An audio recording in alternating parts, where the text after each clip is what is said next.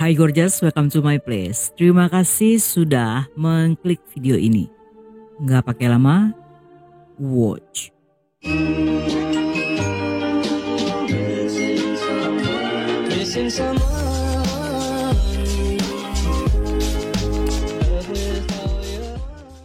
Sebelum memulai kehidupan yang sibuk, sebagai pegawai di perusahaan bergengsi, dua wanita muda yang berasal dari Illinois, Amerika, memutuskan merayakan pencapaian dengan melakukan sebuah perjalanan yang telah lama diimpikan. Dengan semangat mereka merencanakan untuk mengunjungi 3 negara berbeda, untuk menjelajahi budaya baru dan menciptakan kenangan yang tak terlupakan. Tetapi sayangnya, perayaan tersebut berubah menjadi tragedi yang mengerikan, karena salah satu dari mereka akan kehilangan nyawanya dalam kejadian mengerikan di sebuah area kastil legendaris dan bersejarah. Peristiwa ini akan merubah kehidupan banyak orang dan menjadi kisah duka yang tak terlupakan.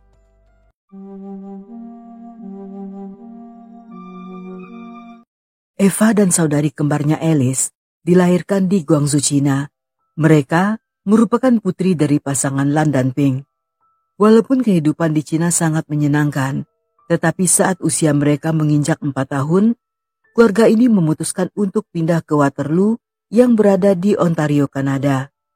Pasangan itu memilih Waterloo karena dikenal sebagai satu tempat yang ramah bagi para imigran. Di sana, kehidupan lebih stabil dan memberikan kesempatan yang lebih baik bagi keluarga mereka untuk memulai hidup baru dengan lebih banyak peluang. Waterloo memberikan lingkungan yang bagus bagi pertumbuhan Eva dan juga Alice. Mereka harus beradaptasi dengan budaya baru dan dengan cepat mulai mengenal bahasa serta budaya setempat. Sekolah menjadi tempat mereka berbaur dengan teman-teman baru. Sementara orang tua mereka mulai membangun kehidupan dengan pekerjaan yang lebih baik sehingga bisa menikmati kehidupan yang tenang dan juga damai. Namun pada 2011, keluarga ini memutuskan untuk kembali pindah dan menetap di Naperville, Illinois, yang merupakan sebuah kota kecil di pinggiran Chicago. Kota ini dikenal dengan komunitasnya yang aman serta ramah, dan perpindahan ini membawa mereka ke lingkungan yang lebih bagus. Naperville dikenal sebagai kota kecil yang memiliki fasilitas pendidikan dan komunitasnya yang berkembang, yang tentunya menawarkan kesempatan lebih besar bagi kehidupan si kembar. Semasa sekolah, Eva dikenal sebagai siswa berbakat yang sering terlibat dalam kegiatan sosial. Karena kecerdasannya, setahun sebelum kelulusan, dia juga ditunjuk menjadi anggota Komite Perencanaan Siswa untuk pameran Sen Siswa Internasional. Dan setelah menamatkan pendidikan, gadis itu melanjutkan kuliah di Universitas Illinois, di mana dia memperoleh gelar sarjana dan master dalam bidang ilmu komputer yang berhasil ditamatkannya saat berusia 21 tahun. Beberapa waktu setelahnya, Eva mendapatkan posisi sebagai insinyur perangkat lunak di Microsoft, tempat di mana dia magang selama semester terakhirnya. Bagi keluarganya, Eva tidak hanya cerdas, tetapi juga seorang gadis ramah yang memiliki senyuman sangat manis. Dia selalu siap membantu teman-teman dan sangat mencintai keluarga. Selain itu, dia juga menyukai musik dan traveling, yang pada pertengahan 2023, sebelum memulai pekerjaan barunya, Eva dan sahabatnya yang bernama Kelsey telah berencana akan melakukan traveling. Eva dan Kelsey bertemu saat belajar di Matematika dan Sains Illinois Academy, dan dalam waktu singkat, keduanya menjadi dekat. Kelsey yang berusia setahun lebih tua juga merupakan keturunan Asia. Walaupun sama-sama kuliah di Universitas Illinois, tetapi mereka mengambil jurusan yang berbeda. Mereka berhasil lulus di waktu bersamaan dengan Kelsey yang mendapat gelar di bidang teknik komputer.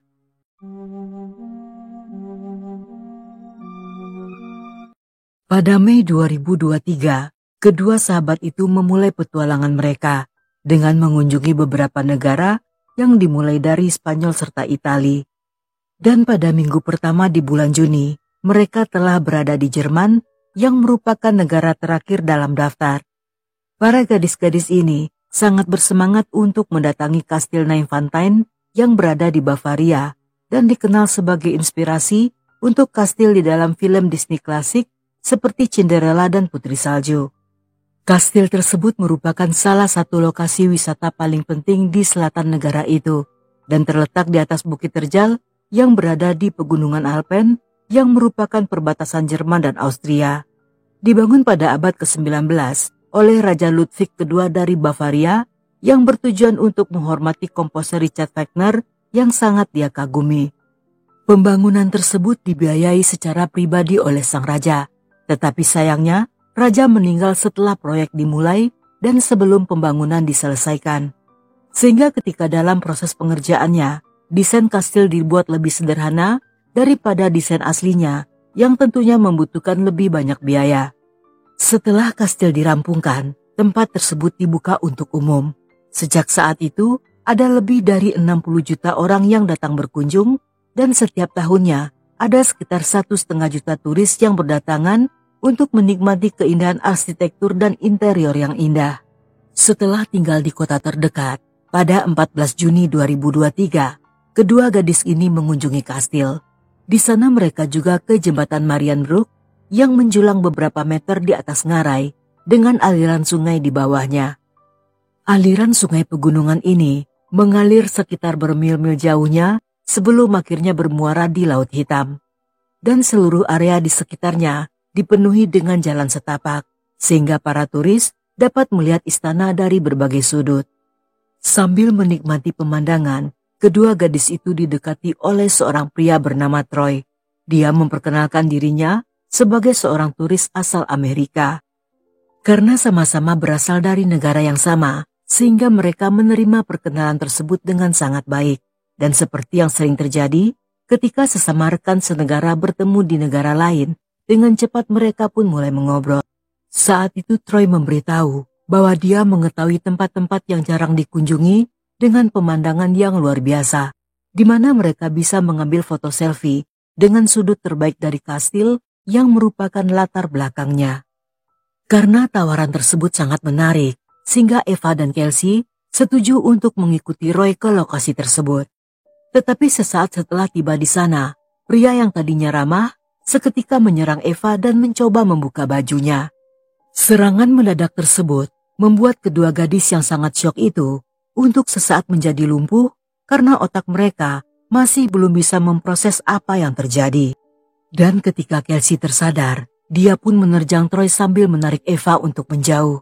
Namun sayangnya, gadis bertubuh mungil itu bukanlah tandingan Troy yang dengan mudah mencengkram lehernya hingga pingsan dan kemudian melemparkannya ke bawah tebing. Seluruh kejadian terjadi begitu cepat sehingga Eva tidak bisa bereaksi apa-apa. Setelah Troy melenyapkan Kelsey, pria itu kembali melakukan aksinya dalam memperkaos Eva sebelum akhirnya mencekik dan melemparnya ke bawah tebing yang sama tempat di mana Kelsey dilemparkan. Setelahnya dengan cepat Troy berpakaian dan berjalan dengan tenang di sepanjang jalan yang berdekatan dengan lokasi tersebut.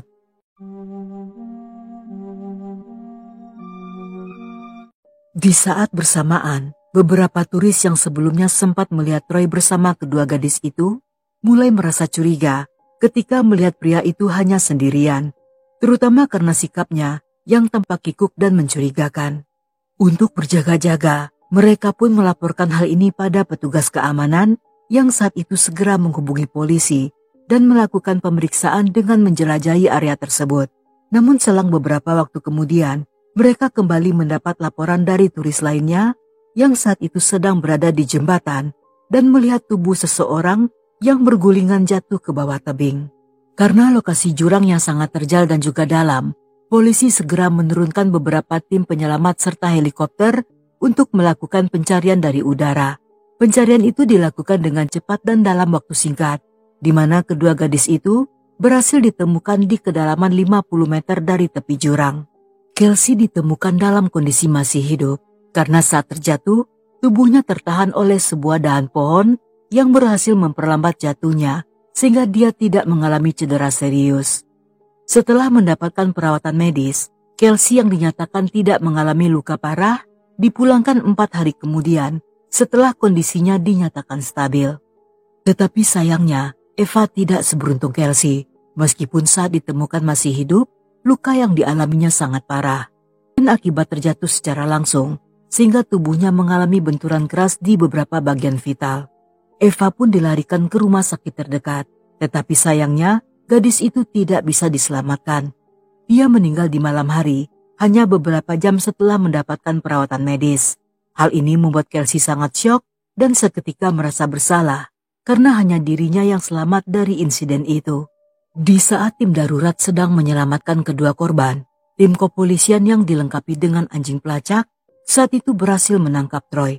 Di wajah serta lehernya terdapat banyak luka bekas cakaran akibat dari perlawanan Kelsey. Dan saat ditangkap, alih-alih kabur atau memberontak, dia justru terlihat sangat tenang. Namun ketika tangannya diborgol, pria itu tampak sangat terganggu dan mulai mengerutkan kening.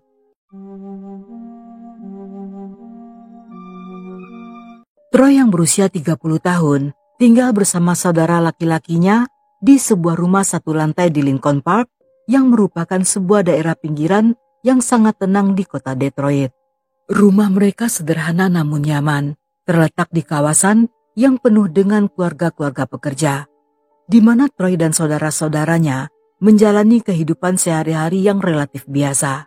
Selain saudara laki-lakinya, Troy juga memiliki seorang adik perempuan yang tinggal terpisah. Tetapi mereka tetap menjaga hubungan dekat satu sama lainnya. Masa kecil Troy dan saudara-saudaranya cukup harmonis.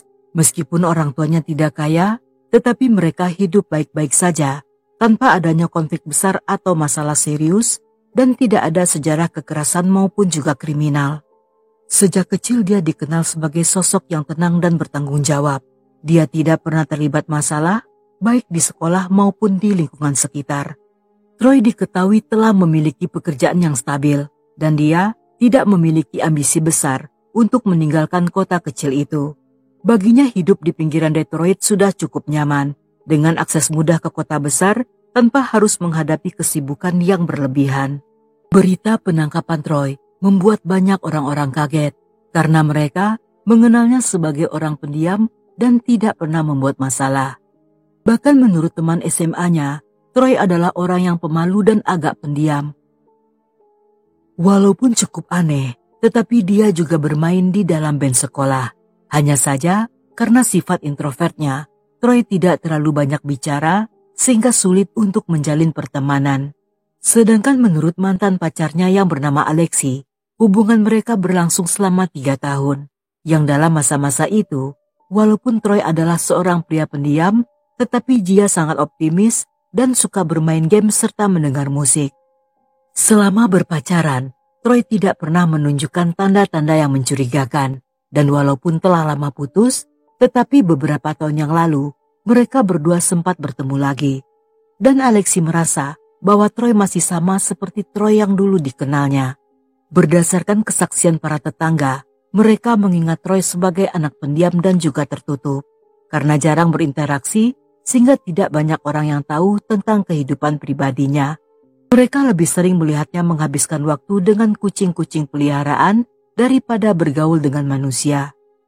Dan sehari-harinya, Troy akan duduk di teras atau di halaman belakang rumah dengan ditemani oleh beberapa kucing yang selalu mengikutinya kemana saja.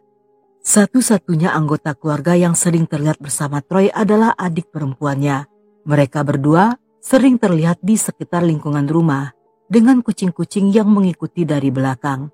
Tetapi ketika Troy keluar atau masuk rumah, dia selalu terlihat berusaha untuk menghindari kontak mata dengan siapapun yang kebetulan melihat. Dan jika ada tetangga yang berada di halaman atau depan rumah, dia pun akan mempercepat langkah, menundukkan kepala, dan berusaha sebisa mungkin untuk menghindari percakapan. Beberapa tetangga mengakui bahwa mereka hampir tidak pernah mendengar suaranya, bahkan saat dia sedang berbicara dengan adik perempuannya.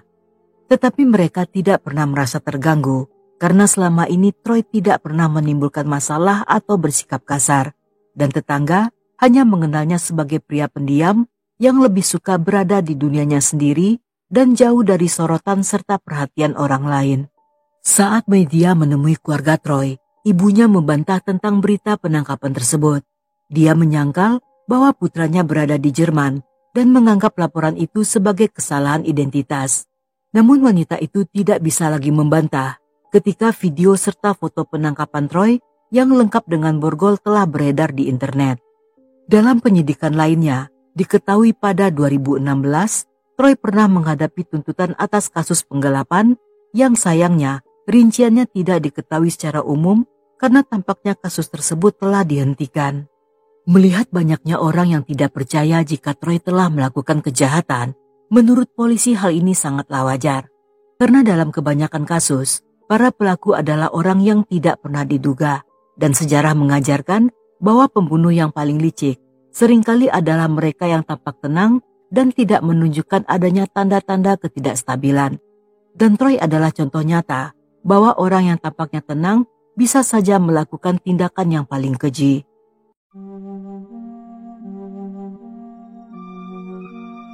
Sepanjang interogasi, Troy mengaku tidak saling mengenal dengan kedua gadis itu. Namun penyidikan mengungkap fakta baru bahwa pria itu telah menginap di hotel yang sama tempat di mana Kelsey dan Eva menginap. Hal ini menimbulkan kecurigaan bahwa dia kemungkinan telah memantau targetnya sejak awal dan merencanakan tindakannya dengan secara sengaja. Namun menurut beberapa sumber, mereka tidak menginap di hotel yang sama dan mengatakan bahwa ketiganya baru pertama kali bertemu saat telah berada di lokasi. Saat dilakukan pemeriksaan pada laptop dan ponsel Troy, penyidik menemukan beberapa gambar tidak senonoh yang kebanyakan melibatkan anak-anak. Bahkan diantaranya merupakan foto dari salah satu adik perempuannya. Dan dalam salah satu video, terlihat Troy tidak hanya memperkaos Eva, tetapi juga merekam adegan tersebut dengan menggunakan ponselnya. Yang di akhir rekaman, tampak Eva dicekik menggunakan ikat pinggang sebelum akhirnya gadis itu dilempar ke bawah jurang. Dalam melakukan investigasi dan untuk mengumpulkan bukti sebanyak-banyaknya, polisi juga meminta bantuan pada para turis yang di hari itu mengetahui sesuatu mencurigakan untuk bersaksi dan membantu penyidikan. Dan bagi siapapun yang kemungkinan memiliki foto atau video terkait kasus itu, mereka juga bisa mempostingnya ke portal media kepolisian Bavaria. Dalam masa-masa itu, Kelsey yang telah kembali ke Amerika tidak bisa dihubungi. Dia hanya diwakilkan oleh ayahnya yang mengatakan jika sang putri mengalami trauma berat, terutama karena dia baru saja kehilangan seorang sahabat terbaiknya. Mereka sekeluarga juga merasa tertekan karena kejadian itu, yang tentunya telah merubah banyak hal dalam kehidupan mereka. Ketika jasad Eva akan dipulangkan ke Amerika, keluarganya melakukan penggalangan dana di akun GoFundMe yang akan digunakan untuk biaya pemulangan jenazah, menutupi biaya pemakaman, dan biaya hukum untuk mendapatkan keadilan. Tidak lama setelahnya, Eva pun dimakamkan di Naperville Cemetery, dan kehilangan ini tidak hanya dirasakan oleh keluarganya, tetapi juga oleh Kelsey yang selamanya akan hidup dengan membawa kenangan indah serta trauma tentang insiden tersebut. Acara pemakaman Eva dipenuhi dengan penduduk kota yang datang melayat untuk memberikan penghormatan. Bahkan lebih dari 100 anggota komunitas Tionghoa Amerika di Naperville datang untuk menunjukkan dukungan dengan mengirimkan kata-kata dan mawar putih. Mereka berduka atas kehilangan anggota komunitas yang masih berusia muda dan menjanjikan. Meskipun mungkin hanya beberapa di antara mereka yang mengenal Eva atau keluarganya, tetapi semua yang berada di sana merasakan kedukaan yang sama atas tragedi itu. Dan pihak kampus juga mengeluarkan pernyataan serta rasa berduka atas kedua alumni mereka yang dikenal cerdas dan berpotensi.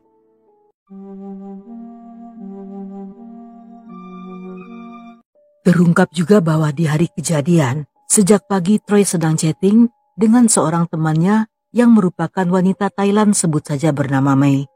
Mereka saling mengenal sejak beberapa bulan sebelumnya melalui sebuah aplikasi video game dan telah mengembangkan persahabatan secara online. Dalam beberapa riwayat chat, Troy mengaku jika tipe idamannya adalah wanita Asia, terutama yang bertubuh mungil, rambut panjang, dan memiliki senyum indah. Sedangkan menurut Mei, dia mengenal Troy sebagai seorang workaholic dengan jadwal kerja yang padat dan hanya memiliki sedikit teman.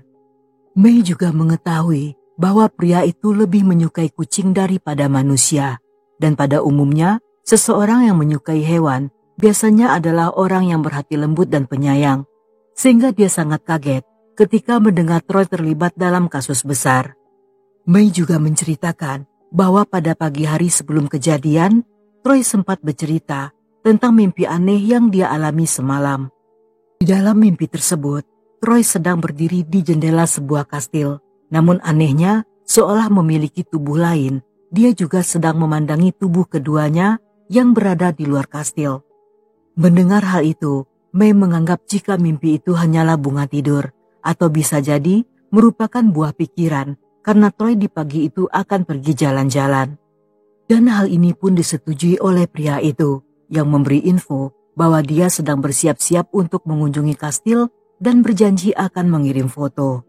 Selama beberapa waktu ke depan, Troy masih terus mengabari May. Dia juga mengirim foto pemandangan gunung yang berada di latar belakang tempat dia memarkir kendaraannya. Sekitar jam 1.53 siang, dia kembali mengirim beberapa foto, termasuk selfie dan foto di sepanjang jalur pemandangan. Salah satu foto menunjukkan Troy yang mendaki tanjakan, dan foto terakhir menunjukkan Troy dengan latar belakang Eva dan Kelsey yang sedang berada di tepi tanjakan tepat menghadap ke arah kastil. Di bawah foto tersebut, dia juga menulis keterangan bahwa kedua gadis itu sedang mencoba mendapatkan angle foto yang sempurna.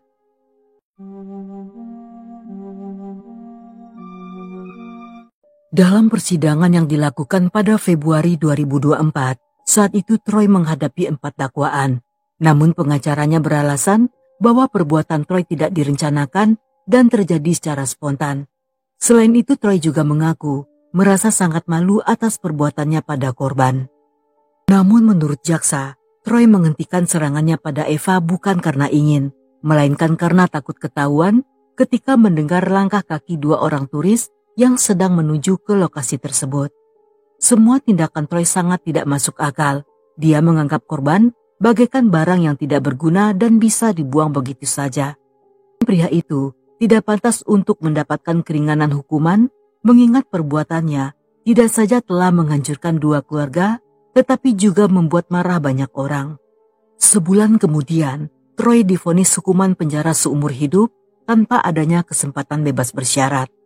Karena di Jerman hukuman penjara seumur hidup biasanya akan mendapatkan kesempatan bebas bersyarat setelah 15 tahun penjara, sehingga vonis tersebut dianggap sangat berat dan hal terbaik yang pernah diberikan hakim yang bertujuan untuk mengurung pria itu dalam waktu lama. Namun sang pengacara yang tentu saja berjuang demi keringanan hukuman menyatakan akan mengajukan banding dan meminta agar Troy bisa menjalani hukuman di Amerika, yang permintaan tersebut tentunya ditolak oleh pengadilan. Dan sepanjang persidangan berjalan, Troy selalu menyembunyikan wajah tampannya di balik sebuah map warna merah. Dia tidak ingin terlihat dan seolah merasa malu jika wajahnya terpampang nyata.